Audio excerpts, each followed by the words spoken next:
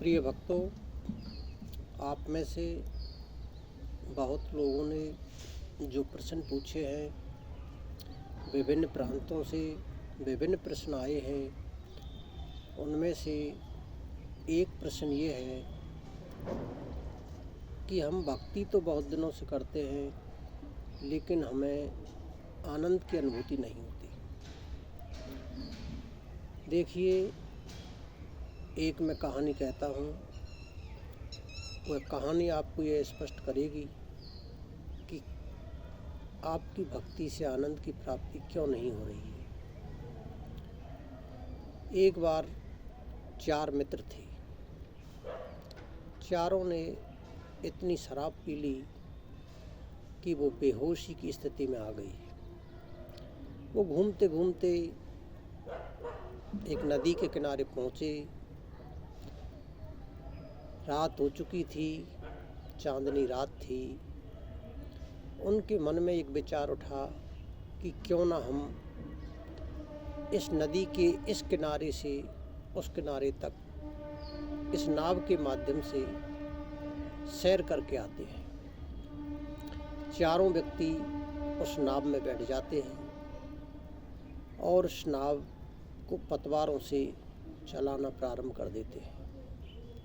पूरी रात वो नाव को चलाते हैं। पसीने पसीने हो जाते हैं, थक जाते हैं। अचानक उन्हें याद आता है कि सवेरा होने वाला है। तो उनमें से एक मित्र कहता है, अरे सवेरा हो गया और हम पहुंच भी गए, क्योंकि बेहोशी की हालत में थे।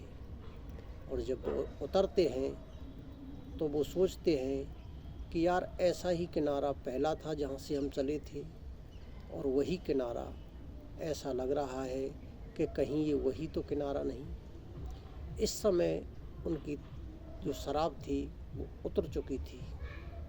अब थोड़ा थोड़ा उन्हें होश आने लगा और उन्हें महसूस हुआ, अरे ये तो वही किनारा है। तो उन्होंने फिर विचार किया, जब ये किनारा वही है तो हम रात भर जो नाव चलाई, तो नाव हम रात भर चलाते रहे तो नाव आगे बढ़ी तो क्यों नहीं बढ़ी। उन्हें पता लगा कि नाव इसलिए आगे नहीं बढ़ी क्योंकि नाव हमारी रस्सियों से किनारे से बंधी हुई थी। वहाँ एक पेड़ था, उससे बंधी हुई थी।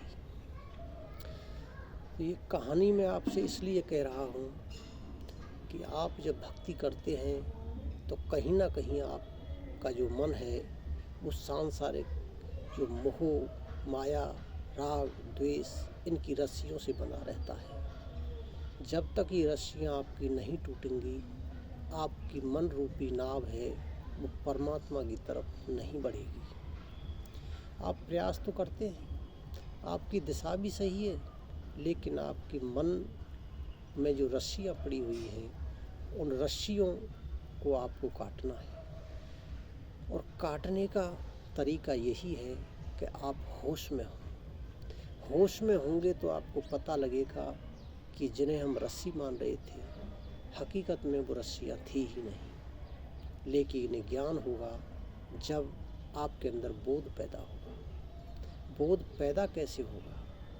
उसका मार्ग यही है, जीवन में ईमानदारी करें, किसी को दुख न पहुंचाएं, किसी के अधिकार को ना खाएं, किसी से ईर्ष्या ना करें, सबसे प्रेम भाव रखें। तो धीरे धीरे आपका बोध बढ़ेगा, और जब बोध बढ़ेगा तो होश बढ़ेगा, और होश जब बढ़ेगा तो आपके अंदर जो आत्मा रूपी जो दीपक है उसके प्रकाश का ज्ञान होगा।